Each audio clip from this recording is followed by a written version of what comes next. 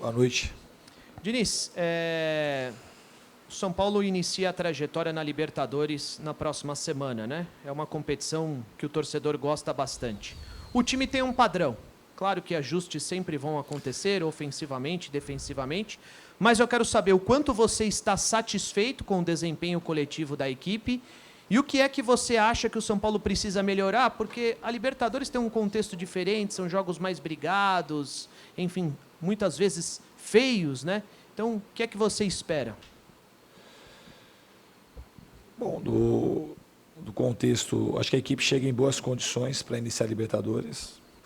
No fundo, a Libertadores, para nós aqui com a manutenção do nosso projeto juntos, a gente começou desde quando eu cheguei aqui. Então, assim, o time amadureceu muito no fim do ano passado. A gente teve muitos momentos, muitos jogos difíceis como este Libertadores, o ano passado no Brasileiro. Esse ano também já tivemos 2 clássicos. Então a gente chega em boas condições daquilo que a gente planejou para chegar na Libertadores. Se você me perguntar assim do jogo de hoje, pô, se você gostou do jogo, o time jogou muito bem uma boa parte do jogo. Só que os jogadores sabem disso, que a gente não pode, num jogo como desse que aconteceu com a Ponte, terminar o jogo, você, de certa forma, ansioso para que o juiz faça o apito final. É injustificável o que aconteceu no final. Não pode acontecer isso. A gente tinha que ter aproveitado melhor as chances e não podia tomar gol com a mais do jeito que foi o jogo. Foi uma bola no gol. Foram 22 finalizações contra 6 ou 7 e uma bola no gol da Ponte que foi e daquele jeito. Então, a Ponte, a gente, nesse momento, a gente teve um relaxamento que a gente não podia relaxar. Porque o torcedor não relaxou. O torcedor estava jogando com o time. Todo momento que a gente quase fazia o gol, ele não ficava, ele, pô, vamos, vai dar, tá legal, tá bonito. E no final fica aquela apreensão, todo mundo, treinador, os jogadores, porque a gente provocou isso e a gente não podia ter provocado. O torcedor do São Paulo tinha que sair hoje daqui fazendo festa. Saiu com um placar elástico, foi o que a gente produziu para fazer. Ou, no mínimo, com 2-0, sem sair agoniado. Então, nesse sentido, essas oscilações que o time tem, a gente não pode ter. Não é que não pode ter na Libertadores, não pode ter hora nenhuma. E a gente treina para não ter, a gente pede para não ter, às vezes acontece. Mas também é um processo de amadurecimento do time. Em contrapartida, a equipe fez, em termos de construção de jogo, foi uma partida muito boa na maior parte do jogo. Diniz, queria que você dissesse o que você pretendia ao colocar o Hernanes no lugar do Pablo, né? Modificou um pouco a configuração do time.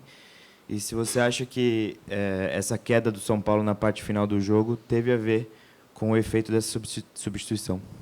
Não, absolutamente, porque o time já estava pagando mesmo com o Pablo em campo. Não foi por conta da entrada do Hernanes. Foi um relaxamento, que a gente estava muito soberano no jogo, e com um a mais, em vez de a gente acelerar para fazer o terceiro, o quarto, o quinto gol, a gente abriu a possibilidade da Ponte fazer o primeiro. Então, o que aconteceu foi um relaxamento que não tem nada de natural nisso. Aqui não pode ser natural relaxar. O natural tem que se acelerar sempre quando o jogo te apresenta algum tipo de facilidade, que no caso foi jogar com o jogador a mais. E a hora que a gente jogou com um a mais, em vez da gente acelerar, a gente desacelerou. E o nosso time, quando faz isso, ele vai estar se prejudicando. Então, a gente tinha que ter acelerado o jogo, tinha que ficar mais concentrado, aumentar o nível do nosso jogo para a gente poder fazer o terceiro gol e o quarto e não tomar o gol que a gente tomou. Diniz, tudo bem? Boa noite. Boa noite. Queria te ouvir sobre os 2 atletas que saíram do jogo, né? Se preocupam, o Igor Gomes e também o Vitor Bueno, se você já tem algum posicionamento do departamento médico e até para o torcedor, né? Como vai funcionar a logística de viagem? O que vocês pretendem indo na quarta-feira, né? Para um local que não é o da partida, indo só na quinta, você está suspenso. Queria que você já projetasse um pouco esse planejamento dessa ida e se você já sabe em relação à situação médica dos dois, por favor. Em relação aos dois, o Igor Gomes não preocupa absolutamente nada. O Vitor teve entorse de tornozelo, vai ser revelado amanhã, mas em princípio também vai para o jogo. A gente vai ver depois, ele vai avaliar amanhã como vai reagir o tornozelo dele, mas em princípio a gente vai contar com os 2 jogadores. Em relação à logística para a gente jogar essa estreia da Libertadores, o São Paulo está fazendo um esforço para a gente poder ter as melhores condições para diminuir os efeitos da altitude. Então, a gente vai sair daqui na quarta e vamos subir o mais próximo possível do jogo para que a altitude, os efeitos da altitude, eles sejam diminuídos, como eu disse. E o que mais você perguntou? Como funciona esse planejamento? Vocês pretendiam para a saída na quarta-feira? E vocês suspensos também? É a minha suspensão. Né? A suspensão aconteceu o seguinte, pelo Fluminense na Sul-Americana, eu tomei uma advertência porque um dos roupeiros entrou em campo para dar água para o jogador antes de começar o jogo. Aí é sempre o treinador que é advertido, ou suspenso, ou alguma coisa do tipo. E a segunda vez o time demorou acho que 2 minutos a mais para subir do intervalo e aí virou suspensão. Então eu não vou estar no banco por conta desses 2 episódios. Fernando, boa noite. Boa noite. Pensando no jogo de quinta-feira, 4.000 metros praticamente de altitude, a gente sabe que os times, quando jogam com altitude, a gente brinca que tem aquele fator de doping natural, né? Porque eles aproveitam muito essa questão. E o São Paulo é um time que tem muita posse de bola, toca muito a bola. Esse pode ser um fator positivo para o São Paulo, para não cansar a bola correr mais que os jogadores? Não pode ser. A gente vai pensar de uma maneira mais enfática no jogo da Libertadores a partir de agora. A gente estava pensando no Campeonato Paulista, é o que a gente tinha pela frente, é a maneira que a gente trabalha. É claro que o jogo ele estava o tempo todo vindo e voltando na cabeça da gente, mas a gente vai pensar a partir de agora enfaticamente no jogo lá e a gente vai fazer de tudo para poder vencer o quanto a gente conseguir esses efeitos da altitude, tanto na parte tática, na parte da logística que já está sendo feito, na parte da fisiologia também. Então a gente vai fazer o melhor para chegar nas melhores condições possíveis para fazer um bom jogo lá. Ô, Diniz, aqui. Me chamou a atenção na lista que o São Paulo divulgou de inscritos na Libertadores o nome do Rojas. A gente sabe que ele está longe ainda de voltar a treinar, mas e a gente sabe que você gosta de conversar muito com o jogador, saber como ele está se sentindo. Eu queria saber como é que foi para o Rojas voltar a ser inscrito a uma competição importante, mesmo sabendo que não vai jogar tão em breve, mas como é que é o papo com um jogador como ele, que está se recuperando de lesões complicadas, voltar a ver o nome dele ali numa competição importante? Eu acho que é um prêmio para o Rojas, a gente não conta com ele agora, a gente tem um elenco super enxuto e foi possível arriscar com o nome dele na lista. E a gente sabe que é um jogador que aqui no São Paulo ele rendeu muito bem, um jogador com características muito específicas, de muita velocidade, de drible, e se a gente em determinado momento puder contar com ele, vai ser ótimo. E eu acho que é um prêmio para ele, que está todo dia lá, trabalhando incessantemente de manhã e de tarde. Diniz, boa noite. O Juanfran e o Antony não estiveram na partida hoje. Você já tem uma previsão se vai poder contar com os dois para essa partida da quinta-feira? Então, não é uma certeza, mas em princípio os dois retornam na quinta-feira, vão ficar à disposição para jogar. Diniz, boa noite. Boa noite. Você acha que o São Paulo joga o melhor futebol de desempenho entre os 4 grandes daqui, de São Paulo? É difícil para eu responder essa pergunta, fazendo um comparativo. Eu jogo da maneira que eu gosto de jogar. Eu acho que é a maneira mais fácil para se ganhar os jogos. É a maneira que favorece o jogador para ele poder atuar e se destacar. Eu acho que também é a maneira que com o tempo vai cativando o torcedor. O torcedor gosta dessa forma de jogar. Gosta mais de ganhar do que da forma de jogar, se fosse para escolher entre uma e outra. Mas podendo casar as duas, que é o que a gente sempre está tentando fazer, acho que para o torcedor é muito importante. Eu não sei te responder essa pergunta e também acho que nem gostaria de responder. Eu gosto do futebol desse jeito desde quando eu iniciei minha carreira de técnico. Então, gosto e acredito que essa é a melhor maneira de se vencer. Boa noite, Fernando. Tudo bom? Tudo bem. Na sua primeira coletiva pelo clube, você falou que abriria a mão dos seus ideais quando necessário fosse. E fez isso no primeiro jogo contra o Flamengo. Nesse ano, você só não teve mais posse de bola do que o Palmeiras. Hoje terminou com 71%. O quão perto do seu ideal o São Paulo está hoje? Essa pergunta ela não tem resposta porque eu também não tenho ideal. O ideal meu é ir melhorando o time. A maneira ainda como o time joga, que taticamente é mais aberta do que os outros times, o que eu posso falar é que a gente tem muita coisa para evoluir ainda.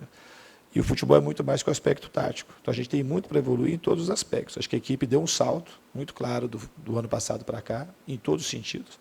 E a gente tem que continuar evoluindo. Porque quando você para de evoluir, alguém está evoluindo e você está com chance de ficar para trás. Então a gente tem um espaço grande aí para melhorar.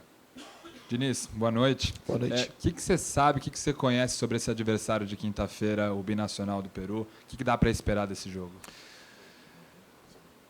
Claro que a gente espera um jogo complicado, por conta da altitude. É um bom time também, que fez, o ano passado, fez uma grande temporada no Peru. A gente mandou gente para assistir os jogos, então a gente estudou bastante o Binacional. A gente tem já alguns jogos catalogados, mandou o pessoal nosso em loco para assistir. Então, não vai ser um adversário que vai nos pegar de surpresa. A gente está trabalhando esse jogo já faz um tempo. Ô, Diniz, se a gente pegar o São Paulo da má fase, entre aspas, de um tempo atrás e pegar agora, eu, pelo menos, não vejo tanta diferença, né? O que muda, na verdade, são os resultados.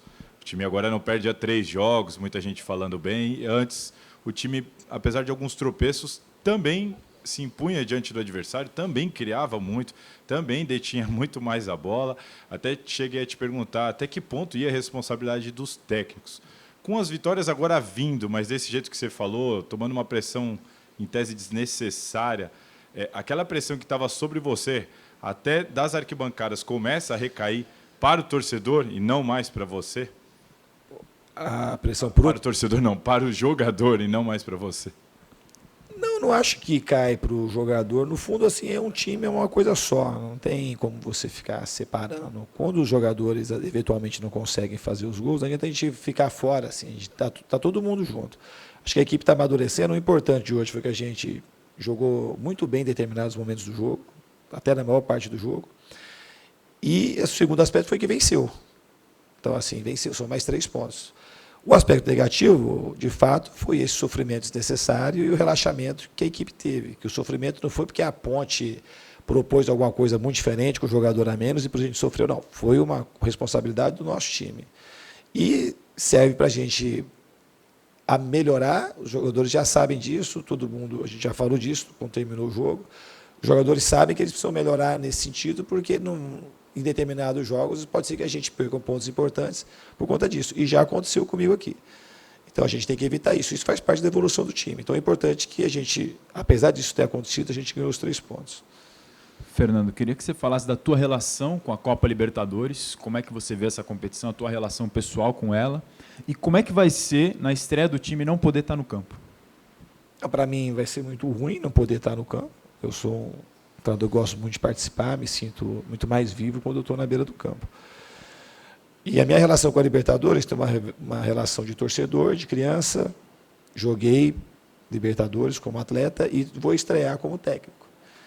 Para mim é um grande privilégio e também assim sou muito apaixonado pela Libertadores desde criança. Então para mim vai ser muito legal poder estrear na Libertadores aqui pelo São Paulo, que a gente sabe que talvez dos times do Brasil é o time mais identificado com esse campeonato. O torcedor tem um apreço, um carinho muito especial e nunca parei para pensar no que eu vou dizer, mas eu acho que naquele momento que o São Paulo ganha a primeira Libertadores, eu acho que o São Paulo dá um salto muito grande para o Brasil e para o mundo. Então, eu acho que o torcedor se sente muito parte disso, porque a gente lembra das primeiras conquistas, principalmente em 92 e 93, e quase ganhou também em 94, que o torcedor ele invadia isso aqui e empurrava o time do primeiro ao último minuto. Então, ele se sente muito identificado e parte das conquistas do São Paulo.